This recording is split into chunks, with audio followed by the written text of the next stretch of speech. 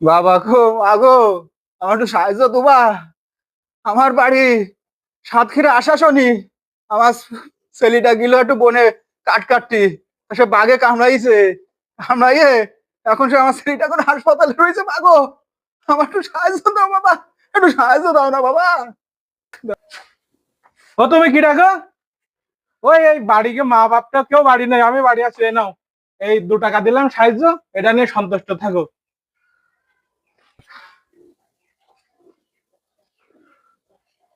বাবা রে, এই 2 টাকা এখন কেউ দেয়? এখন কে 2 টাকার দিন কি আছে এখন?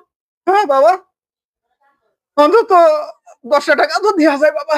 এ কি দিলে? এই থাকলো তোমার টাকা, এই থাকলো তুমি নিয়ে বাদাম কিনে খেয়ে নে বাবা, আমি চলে গেলাম। শালা ফকিরকে এখন সাহায্য দিয়ে আরাম নেই। এগারো মনে করো এগার কাছে 2 টাকা 5 টাকার কোনো দাম নেই।